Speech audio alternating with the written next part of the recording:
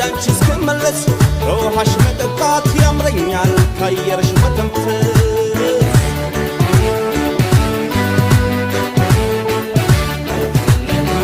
ስም ብቻ ይሁን ያንቺም እናትነት ኢትዮጵያችን ሁሌ ተገነት ስደት ይብቃኛል የእስካሁኑ